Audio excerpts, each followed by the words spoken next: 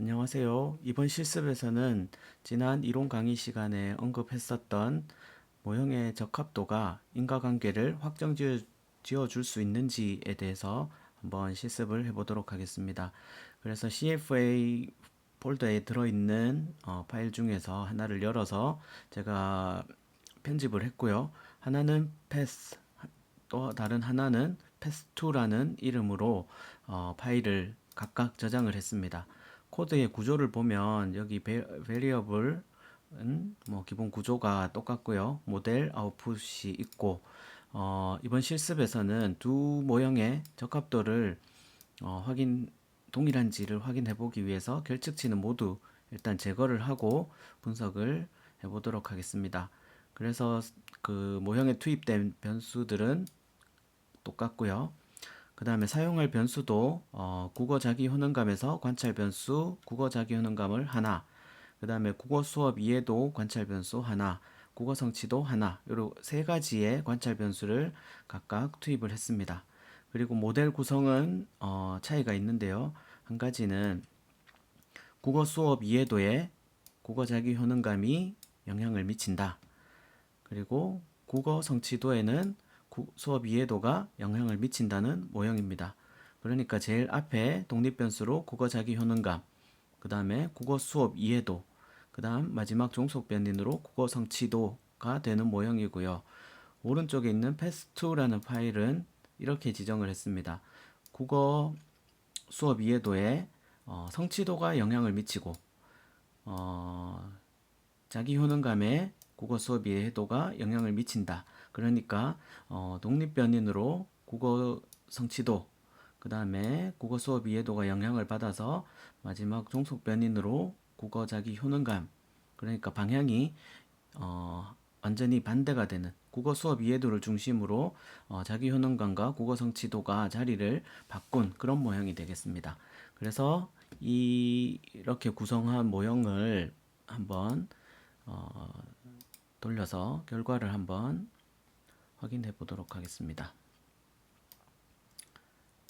네, 다른 프로그램이 잠깐 실행됐네요. 네, 이게 첫 번째 아웃풋이고요. 그 다음에 패스2도 실행을 시켜서 한번 확인을 해 보겠습니다. 패스2도 결과가 나왔고요. 그래서 뭐 지난번에 보셨던 여기서 워닝은 뜨지 않았죠. 결측치에 대한 경고가 떴었는데 이번에는 결측치를 모두 제거를 했기 때문에 결측치에 대한 경고는 뜨지 않았고 쭉 내려가시면 평균, 분산, 그 다음에 외도, 첨도 이런 것들을 확인하실 수가 있습니다. 그리고 쭉 내려가시면 이제 적합도로 저희가 다룰 내용들이 이쪽 부분에 카이스퀘어부터 들어있고요. 패스2에도 마찬가지 이 부분을 살펴보겠습니다. 자, 보시면 결측지를 제거하고 난 뒤에 결과값을 보니까 양쪽에 적합도가 모두 동일한 것으로 이렇게 나타났습니다. 그래서 이제 적합도가 같은 그런 동치 모형이 되겠고 국어 자기 효능감에 수업 이해도가 미치는 영향은 방향이 다르기 때문에 이 개수는 다를 수 있습니다. 그렇지만 이 비표준화 개수를 표준화 시키면 양쪽에 가는 결과에 대한 그 값을 동일하게 이렇게 계산을 해주는다는 것을 저희가 알 수가 있고요. 이 두 가지 모형의 실제 예시를 통해서 지난번에 이론 강의 시간에 언급했었던 그 모형의 적합도가 인과관계를 확정지어 줄 수 없다라는 점을 모형을 통해서 한번 확인해 보았습니다. 네, 다음 실습으로 측정 모형에 대한 분석을 해보도록 하겠습니다. 지난번에 연습을 할 때 사용했던 측정 모형 중에서 CFA 컨트롤이라는 명령어를 열어서 실습을 하겠습니다. 그래서 파일은 데이터 파일을 사용할 예정이고 그 다음에 변수는 이렇게 투입된 변수들을 적었죠. 그리고 사용한 변수는 이렇게 네 가지의 통제 기대 관찰 변수를 네 가지 입력을 했고요. 자, 미싱 데이터가 있기 때문에 이번에는 미싱 데이터가 있기 때문에 미싱 처리를 해주도록 하겠습니다.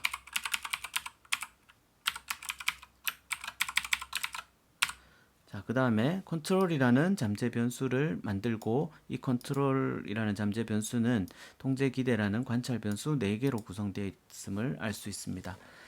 일단 실행을 한번 해보시고요. 다시 자, 뭐 여기서 보면 결측치에 대한 경고가 떠 있는 것을 알 수 있고 쭉 내려와 보시면 평균과 분산에 대한 정보, 그 다음에 외도와 첨도에 대한 정보들을 우리 알 수가 있습니다. 그리고 적합도를 보면 카이스퀘어 값과 여기 자유도를 한번 확인을 해 보시고요. 두 자유도가 2, 그리고 RMSEA, CFITLI 이런 값들, 그 다음에 SRMR 이런 값들을 확인할 수가 있습니다. 기본적으로 CFITLI 같은 경우에는 0.9 이상을 적합한 모형, 그 다음에 RMSEA 같은 경우에는 0.05에서 0.08 정도를 우수한 모형, 뭐 0.1까지도 보기도 합니다. 네, 그렇게 해서 이제 적합도를 확인을 했고, 그 관찰 변수가 가지는 요인 부하량을 비표준화 계수, 표준화 계수로 이렇게 살펴보았습니다. 지금은 관찰 변수를 1에서 4까지 4개로 사용해야 하는데 3개만 한번 사용해 보도록 하겠습니다. 그래서 관찰 변수가 3개를 가진 컨트롤이라는 잠재 변수를 분석했을 때 어떤 결과가 나오는지 한번 살펴보겠습니다.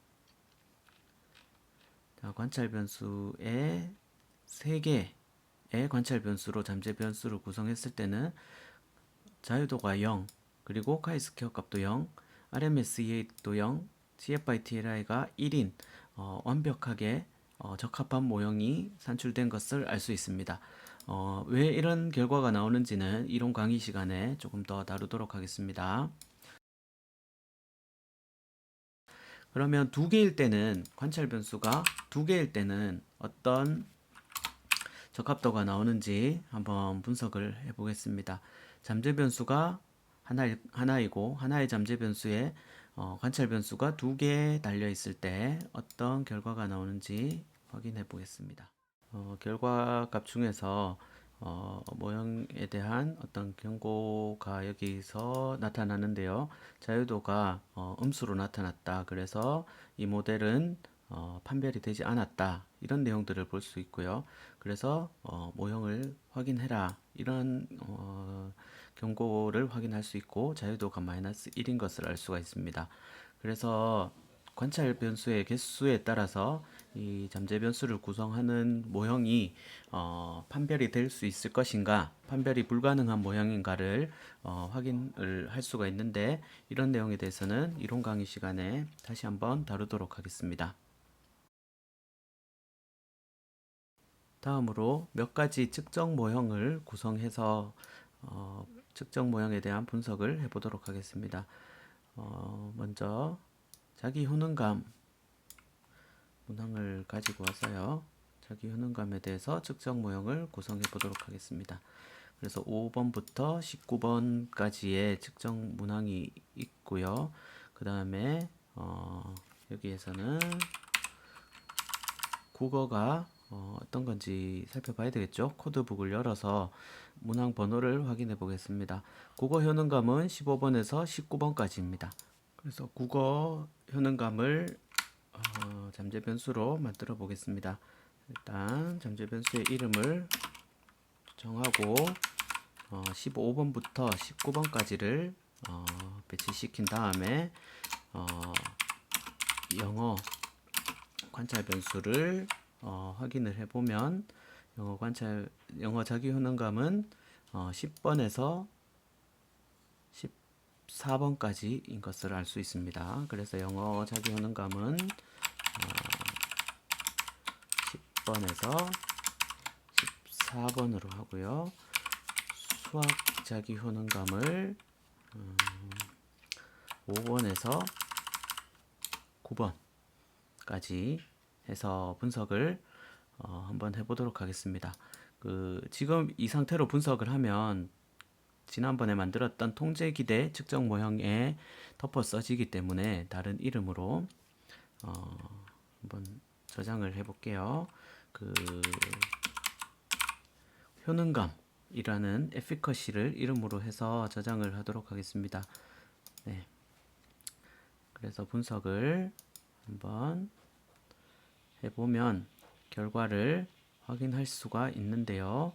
세 개의 요인으로 잠재 변수로 구성을 했습니다. 국어 효능감, 영어 효능감, 수학 효능감으로 이렇게 했고요. 적합도를 확인을 하고 그 다음에 모형 구조를 확인을 합니다. 국어, 영어, 수학 자기 효능감을 배치를 했고요. 그 다음에 국어 효능감, 수학 효능감, 그리고 영어 효능감 간의 공분산 그리고 상관계수를 확인을 할 수가 있습니다. 이렇게 세 가지 모형으로 측정 모형을 구성을 해서 분석을 할 수도 있고요. 다음으로 모형을 하나 더 만들어 보도록 하겠습니다. 이 모형은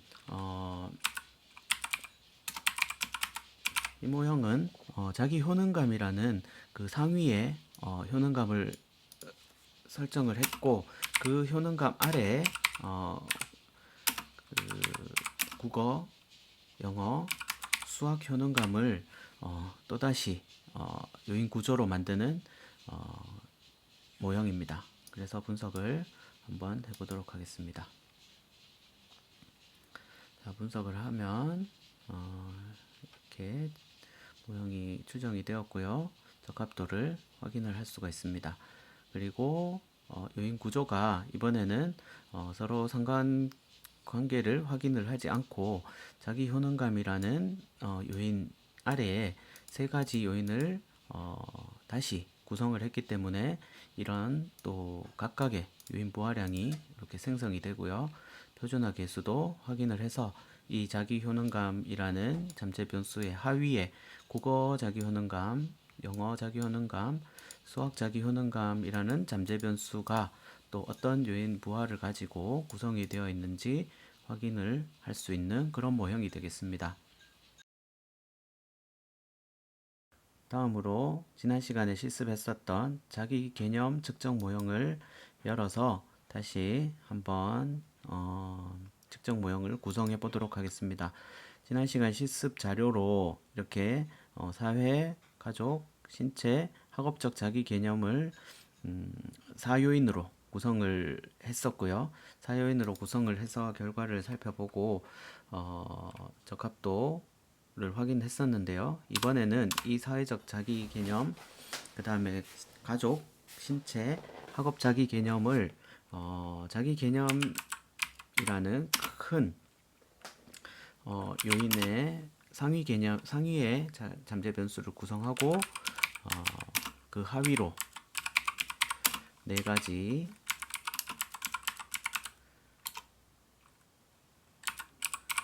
잠재 변수를 구성을 하겠습니다. 그래서 이 네 가지 잠재 변수가 각각 자기 개념이라는 큰 상위의 잠재 변수의 또 하위 요인으로 구성이 되는 그런 모형이죠. 분석을 한번 해보도록 하겠습니다.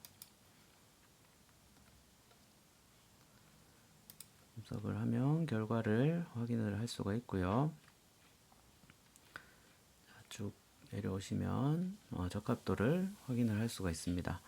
그 적합도에 대한 내용 확인할 수가 있고 그 다음에 비표준화 회귀 계수 그 다음에 자기 개념 하위에 이 네 가지 잠재 변수가 구성된 것을 확인할 수가 있고 표준화 계수에도 이런 요인 부하량과 상위의 잠재 변수 그 하위의 요인들이 요인 부하가 되는 모습을 이렇게 확인을 하실 수가 있습니다. 분석한 결과를 다이어그램에서 구조적인 모형으로 확인을 해보도록 하겠습니다. 모형 구조가 자기 개념이라는 상위 요인이 이 네 가지 하위의 요인들로 구성이 되어 있고, 각각의 요인 구조들은 또 관찰 변인들을 이렇게 구조적인 관계로 형성하고 있다는 것을 우리가 확인할 수 있었고요. 표준화 회귀 계수를 확인을 해서 전체적인 결과값을 확인을 할 수 있었습니다. 이 모형의 적합도를 다시 살펴보면 RMSEA 같은 경우에는 대체로 만족, CFI도 기준을 충족하는 것으로 나타났는데, TLI와 SRMR이 약간 기준을 충족하지 못하는 것으로 이렇게 확인이 됩니다. 그래서 결과를 한번 살펴보면, 표준화 회귀 계수에서 교재 클라인이 제시한 기준인 표준화 요인 부하량이 0.7 이상이면 좋다고 하는 기준을 통해서 한번 결과를 비교를 해보면, 사회적 자기 개념 중에서 뭐 이런 5번 문항 같은, 그 다음에 신체적 자기 개념에서 13번 문항 같은, 그 다음에 12번, 13번, 학업적 자기 개념 중에서 18번 같은 문항들이 0.7 보다 낮은 그런 요인 부하량을 보이고 있어서, 이 적합도 판정 기준을 높이기 위해서 이런 문항들이 삭제를 하면 또 어떤 결과가 나오는지 살펴보도록 하겠습니다. 이런 것들을 삭제를 할 때는 그냥 수치를 보고 삭제를 고려를 하는 것도 있지만, 문항 내용을 다시 한번 살펴보면서 이런 문항이 이런 신체적인 자기 개념을 측정하는데 적합한 문항인가 하는 내용 검토도 반드시 함께 이루어져야 된다는 점 주의하시고요. 일단 뭐 요인 부하량이 가장 낮은 13번 문항부터 한번 삭제를 해보도록 하겠습니다. 그러면 다시 코드로 돌아가셨어요. 13번 문항을 삭제를 해야 되기 때문에 use variables에서 13번 문항을 먼저 빼보도록 하겠습니다. 그럼 13번 문항을 빼야 되니까 12번까지, 그리고 14번부터 20번까지를 코드로 작성을 해보겠습니다. 그러면 14번부터 20번까지로 구성을 하고요. 그러면 1번부터 12번까지 연속된 번호의 관찰 변수를 사용하겠다. 그리고 14번에서 20번까지 13번을 뺐습니다. 그리고 여기서도 신체 자기 개념에서도 11번부터 15번 돼 있는 구성을 12번까지로 하고요. 그 다음에 14번부터 15번까지로 구성을 해야 되겠죠. 14번부터 15번까지를 구성을 해서 결과를 살펴보도록 하겠습니다.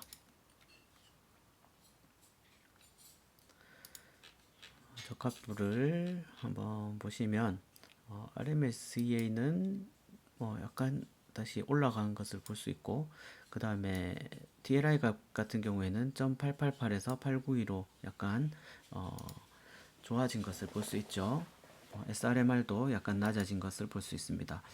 그리고 다시 한번 더 추가적으로 표준화 계수를 한번 살펴보겠습니다. 여전히 사회적 자기 개념의 5번, 그리고 신체 자기 개념의 12번 같은 경우, 그 다음에 학업적 자기 개념의 18번 같은 문항이 문제가 되고 있기 때문에 먼저 12번을 다시 한번 삭제를 해보겠습니다. 그러면 11번까지 사용을 하고 14번부터 20번까지, 그러면 12번 문항을 여기서 삭제를 하고 분석을 해보도록 하겠습니다.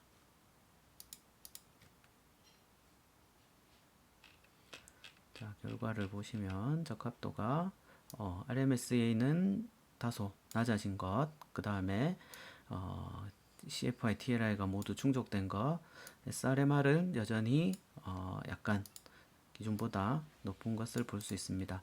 그래서 지금 영상에서 실습을 하시고, 그 다음에 결과값에서 아까 다시 결과를 보면, 결과값에서 여전히 문제가 되는 요인 부하량이 낮은 요인 부하량을 가진 관찰 변수들이 좀 발견이 됩니다.